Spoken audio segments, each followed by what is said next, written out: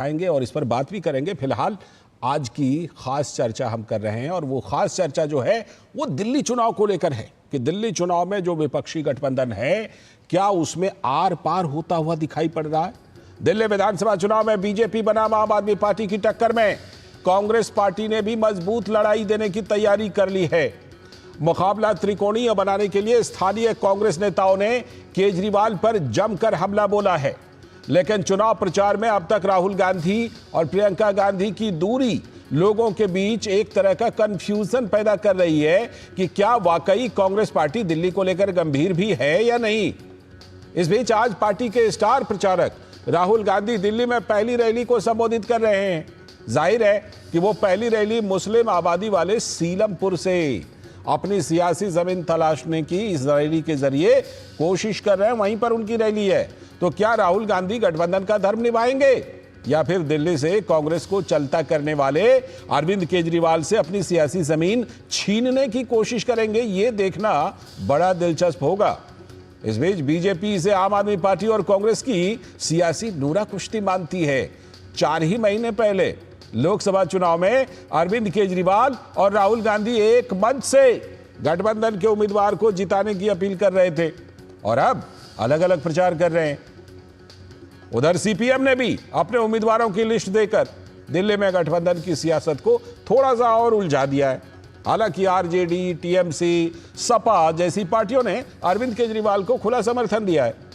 इंडी गठबंधन का नेता कौन होगा, राहुल गांधी या फिर ममता बनर्जी? संसद सत्र के दौरान यह सवाल उठा था, तो अब इस विवाद का असर दिल्ली विधानसभा चुनाव में भी दिखने लगा है। राहुल गांधी खुद दावा करते हैं कि वो सभी विपक्षी दलों के नेता हैं, लेकिन गठबंधन भी क्या ऐसा मानता है? ये तो लगता है दिल्ली में ये तस्वीर साफ हो रही है कि गठबंधन ऐसा नहीं मानता। आज सीलमपुर से कांग्रेस के दिग्गज नेता दिल्ली चुनाव में अपनी लड़ाई मजबूत करने के लिए उतर रहे हैं, लेकिन बड़ा सवाल तो यह है कि क्या राहुल गांधी बीजेपी पर प्रहार करते हैं या फिर उसी तेवर में केजरीवाल पर निशाना साधते हैं। पिक्चर अभी साफ होना बाकी है। हालांकि अरविंद केजरीवाल और मुख्यमंत्री आतिशी के खिलाफ कांग्रेस पार्टी ने मजबूत उम्मीदवार उतारे हैं, लेकिन बड़ा सवाल तो यह है कि जिस भ्रष्टाचार का आरोप लगाकर अरविंद केजरीवाल ने कांग्रेस को दिल्ली से बाहर कर दिया था, वही तेवर राहुल गांधी अपनाएंगे क्या? लेकिन दिल्ली के लोग तो ऐसा नहीं मानते। उत्तर प्रदेश और बिहार की तरह कांग्रेस पार्टी ने अरविंद केजरीवाल को पहली बार मुख्यमंत्री बीजेपी को रोकने के लिए बनवा दिया था।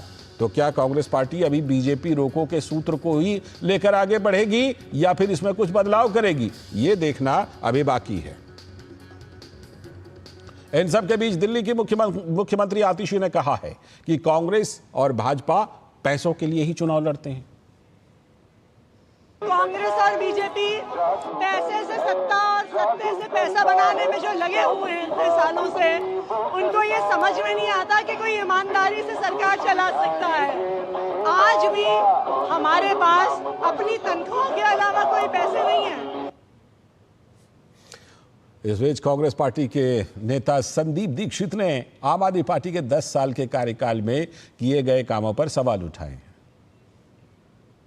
केजरीवाल साहब इतना क्यों गुमराह करते हैं, इतना क्यों झूठ बोलते हैं, मुझे समझ में नहीं आता है।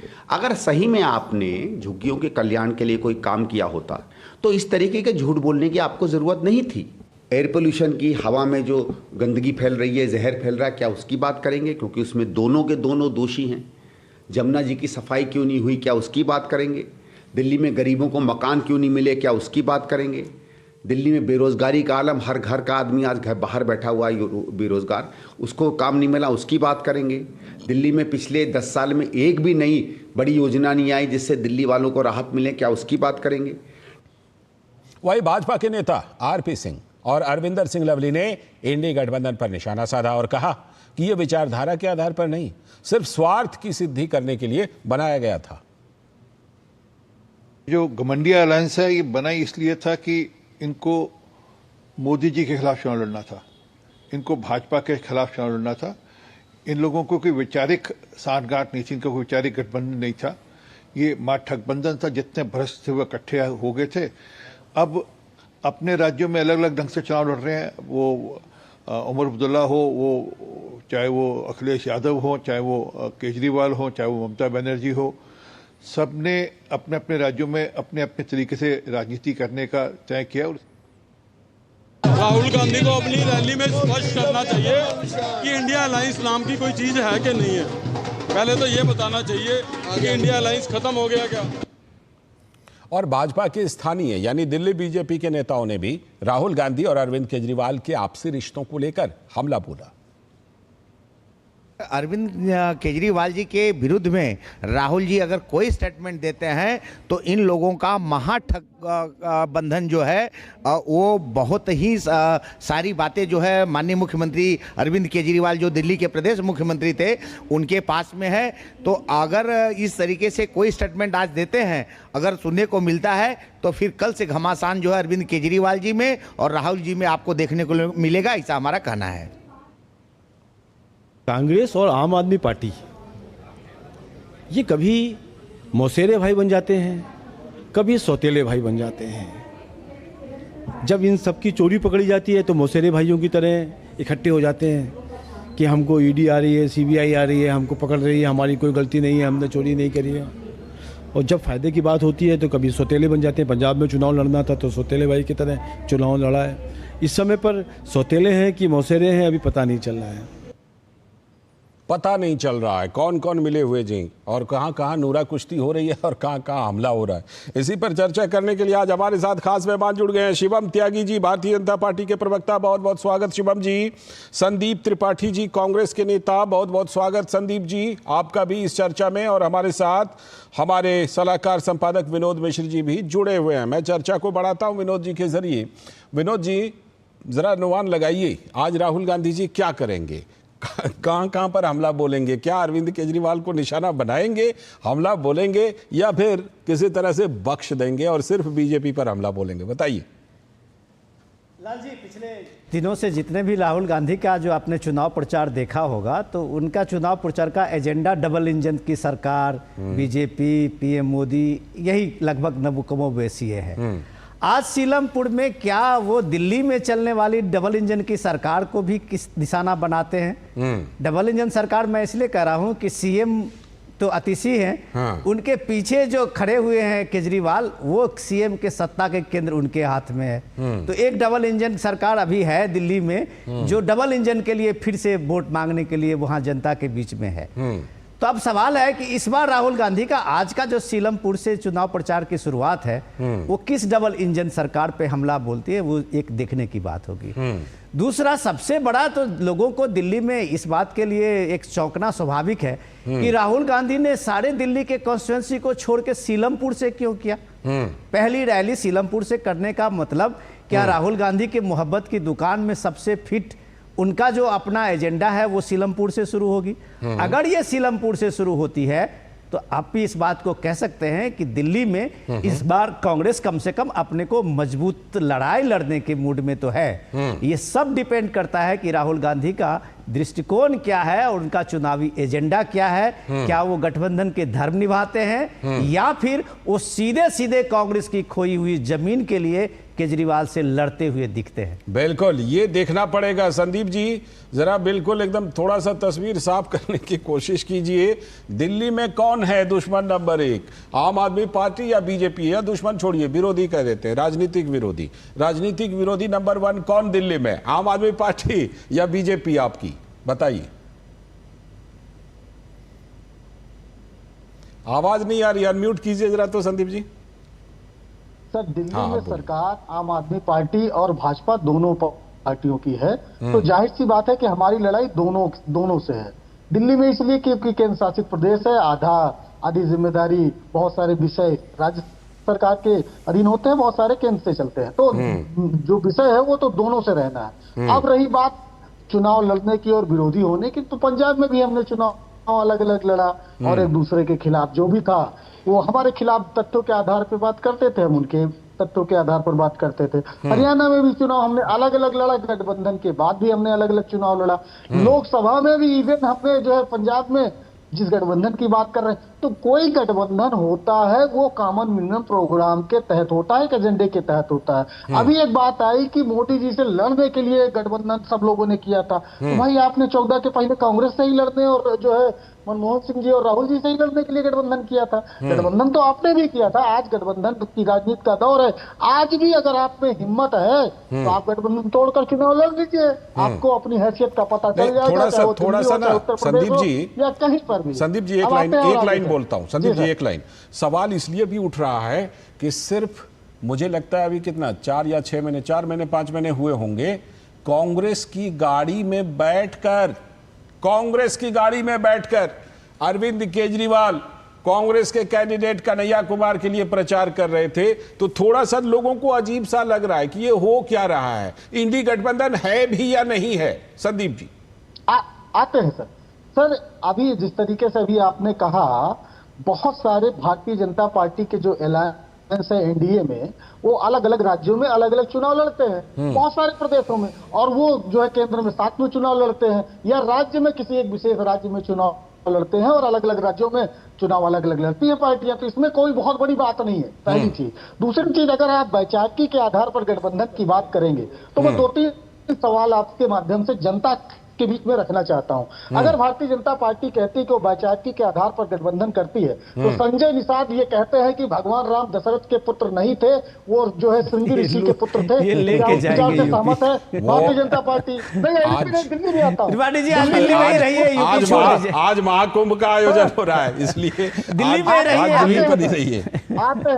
आते हैं सर, वैचारिकी की बात हो रही है तो पूरे हम भारत में जाएंगे और एक जगह जाएंगे, हम कश्मीर भी जाएंगे सर, कश्मीर भी जाएंगे। जिस महबूबा मुफ्ती के साथ इन्होंने गठबंधन किया था, क्या की वैचारिकी थी क्या?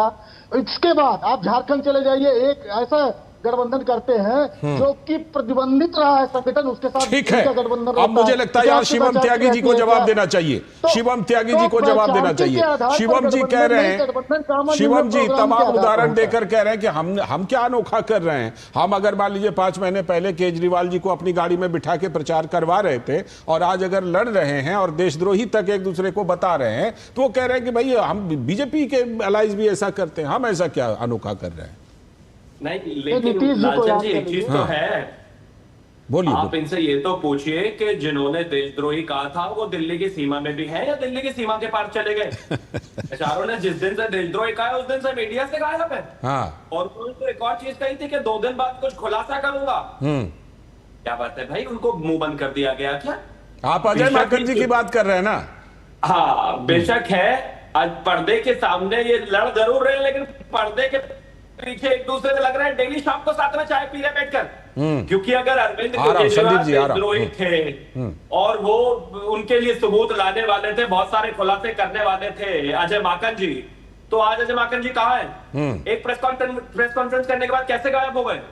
संदीप दीक्षित जी जो उतना मुखर होकर घूम रहे थे, वो बेचारे फ्लैट दर फ्लैट अकेले घूम रहे हैं, उनके पीछे कांग्रेस के 4 कार्यकर्ता नहीं है। अब भगवान ही जाने कि आज राहुल गांधी जी क्या ड्रामा करने वाले हैं रैली में जाके। केजरीवाल को बोलेंगे जिसके साथ कल तक बैठकर जो है चाय कॉफी चल रही थी, या फिर मिलकर देश में जो है लोकतंत्र को बचाना था, समाज को बचाना था, देश को बचाना था, संविधान को बचाना था।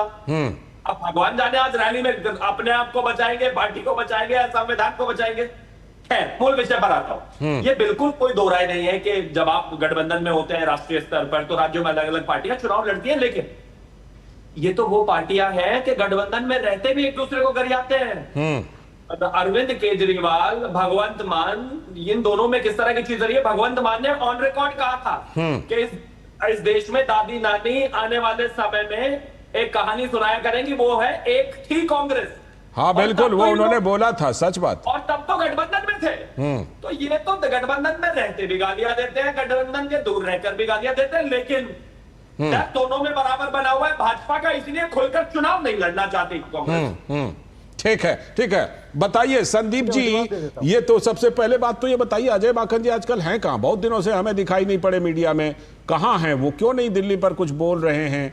संदीप दीक्षित जी का भी बता रहे हैं कि भाई उनको भी, उनके पीछे भी कांग्रेस कार्यकर्ता नहीं, तो इससे एक सहज अनुमान तो लग जाता है कि फिर आज सीलमपुर में क्या होने वाला है।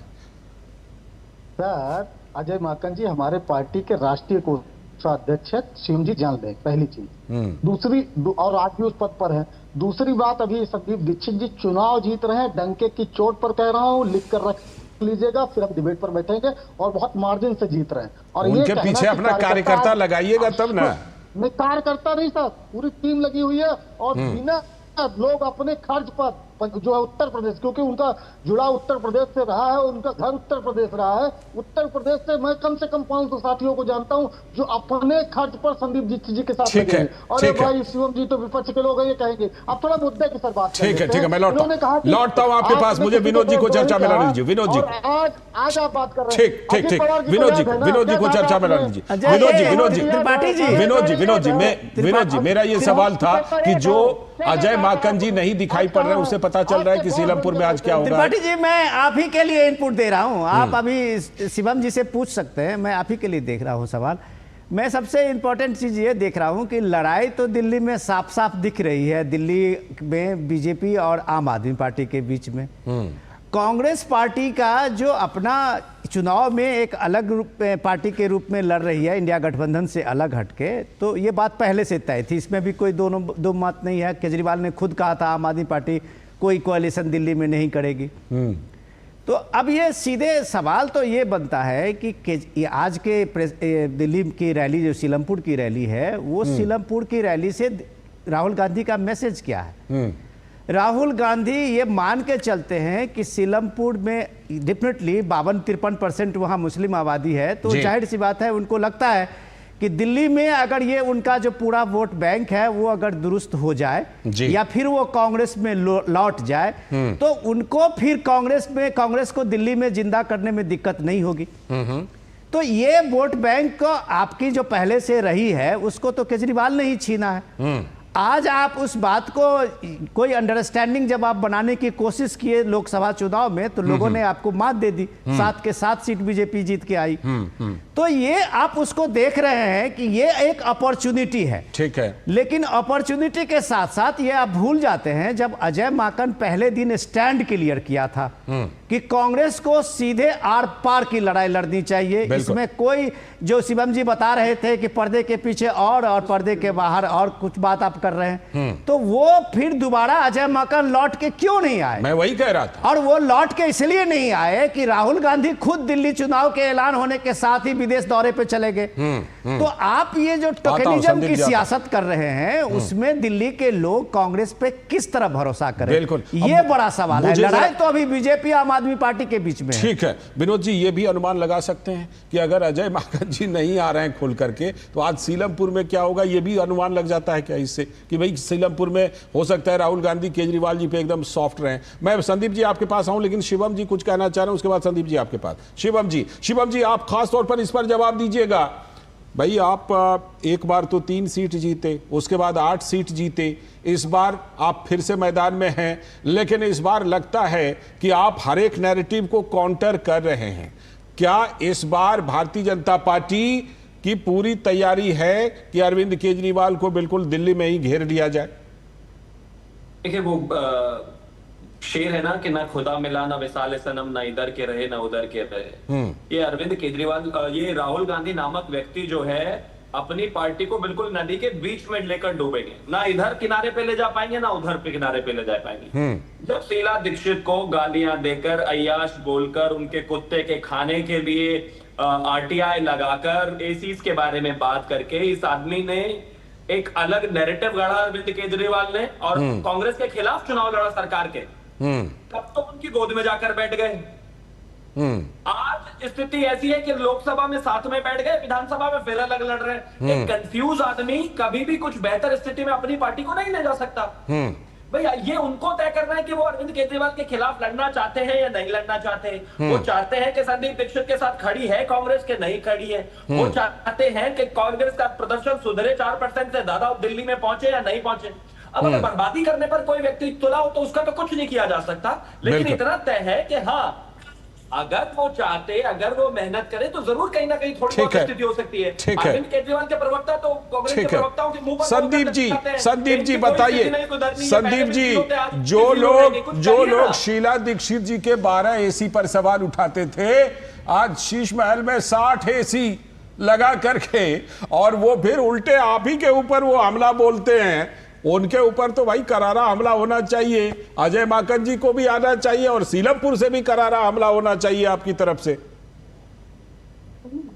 नहीं देखिए सर, हमने एक बात कही कि जो है अजय माकन जी हमारे पार्टी के राष्ट्रीय कोषाध्यक्ष हैं, उनकी एक जिम्मेदारी है और उस जिम्मेदारी के तहत उस काम को निर्वह कर रहे हैं। लेकिन अभी हमारे शिवम भाई ने बात की कि क्या आपका एजेंडा है, आप क्या चाहते हो। मैं सिर्फ दो चीजें जानना चाहता हूं शिवम भाई से। शिवम भाई, पहली चीज तो आप पूरे दिल्ली का एक जल आंदोलन आपका छोड़ दीजिए, एक आंदोलन अरविंद केजरीवाल जी के खिलाफ बता दीजिए, एक जल आंदोलन के बाद। दीजिए जवाब शिवम जी। शिवम जी वो कह रहे हैं कि आप भी अरविंद केजरीवाल की तरफ उस तरह के खिलाफ उस तरह से नहीं उतरे मैदान में, सीधा आरोप है आपके ऊपर शिवम जी। बता सकते हैं दारू शराब का मसला, जवाब दीजिए शिवम जी। जो मसले थे हमने उठाए और आप ये बात कहते हो, आज आप जो है सीधा आरोप है कि भाई आप भी अरविंद केजरीवाल के खिलाफ मैदान में नहीं उतरे। दीजिए जवाब। आंदोलन से निकल गए हैं, आरएसएस ने कहा कि दीजिए जवाब दीजिए। समर्थन हमारा था, तो आप क्या बात करते हैं भाई? आज कलाई मैं जवाब देना चाहता हूं। दीजिए वही बात बचाती की दोनों की बचाती एक है, आपके पैतृक संगठन एक है, आरएसएस से निकल कर आ पाए, आरएसएस से निकल कर आ पाए। अब नहीं बात सीलमपुर की। अच्छा जवाब सुनिए संदीप जी, जवाब सुनिए, शिवम जी दे रहे हैं जवाब। भारतीय जनता पार्टी अगर मुस्लिमों से इतनी नफरत करती है और उनका शिवम जी जवाब दे रहे हैं, जवाब दे रहे हैं। हाँ बोलिए शिवम जी, बोलिए शिवम जी बोलिए। देखिए मैं एक चीज, मुझे प्लीज आप इनको रोक दीजिए, मेरा विनती है आपसे। अच्छा ठीक है संदीप जी जरा सा जवाब सुन लीजिए, बोलिए शिवम जी। देखिए एक 135 साल पुरानी पार्टी की लोकतंत्र में हैसियत और औकात अगर मुस्लिम लीग के बराबर ही रह जाए तो उसका तो मैं कुछ नहीं कर सकता। अपने प्लीज आप इनको रोकिए ना, मेरा रिक्वेस्ट है, बीच में चलाना। संदीप जी उन्होंने आपको सुना तो उनको भी सुन लीजिए। संदीप जी उन्होंने आपको पूरा सुना। संदीप जी शिवम जी ने आपको पूरा सुना, आप भी थोड़ा सा सुन लीजिए। Thank you. दूसरा, मैं मुस्लिम लीग क्यों कह रहा हूँ, आज जिनके घर में दो चिराग है, सोनिया गांधी और प्रियंका गांधी, इनकी इतनी हैसियत नहीं रही कि नॉर्थ इंडिया में पैदा हुई पार्टी जो है आज मुस्लिम लीग के झंडे के नीचे चुनाव लड़ रही है, वहां जाकर मुस्लिम लीग के झंडे इनकी रैलियों में दिखाई देते हैं। मुस्लिम डोमिनेटेड एरियाज में से ही इनको कॉन्फिडेंस है कि जीत के आ सकते हैं, इनकी हिम्मत नहीं है यहाँ पर चुनाव लड़ जाए क्योंकि जानते हैं कि सपोर्ट नहीं है। आज रैली भी करी तो सीलमपुर में, अरे दिल्ली में कहीं रैली करने की जगह ही नहीं रह गई। लोग तो कहते हैं कि दिल्ली में शीला दीक्षित जी ने बहुत काम किया, लोग सम्मान करते हैं।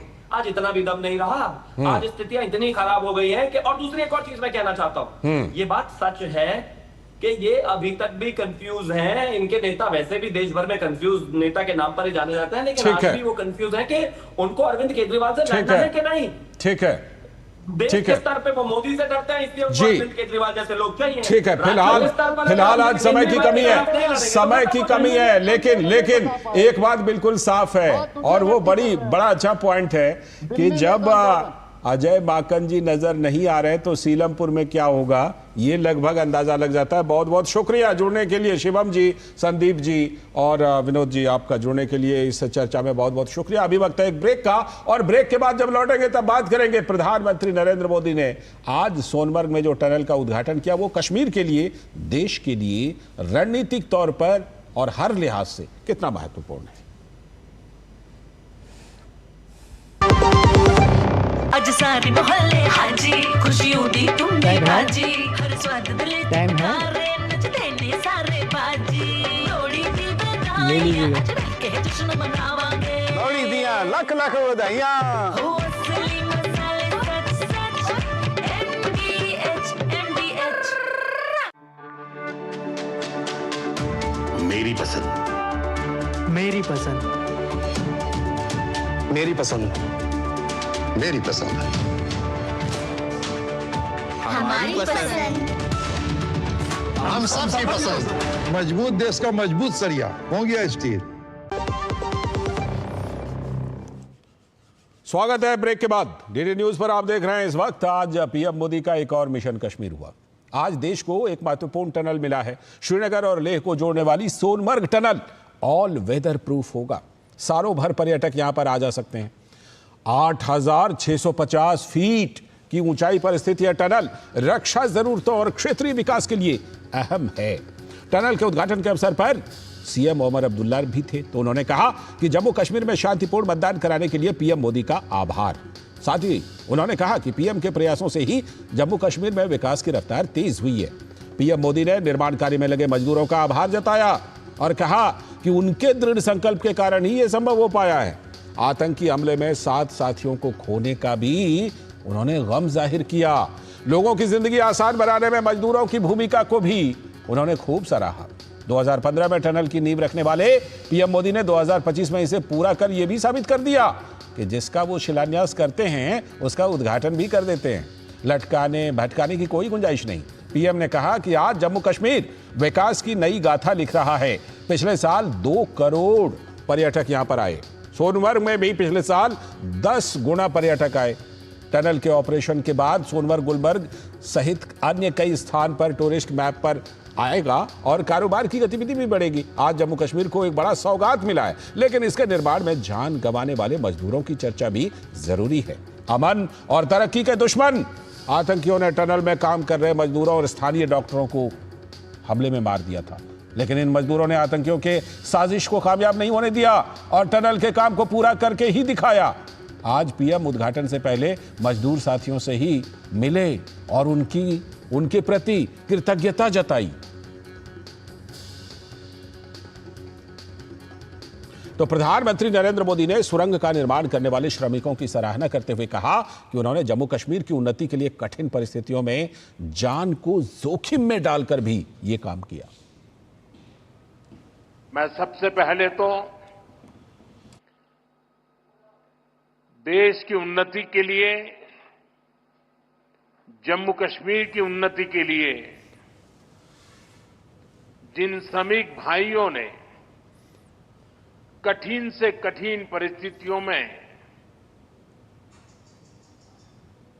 काम किया, जीवन को भी संकट में डाल करके काम किया, साथ हमारे श्रमिक साथियों ने अपनी जान गंवाई, लेकिन हम अपने संकल्प से डिगे नहीं, मेरे श्रमिक साथी डिगे नहीं। किसी ने घर वापस जाने की कहा नहीं। इन मेरे श्रमिक साथियों ने हर चुनौतियों को पार करते हुए इस कार्य को पूरा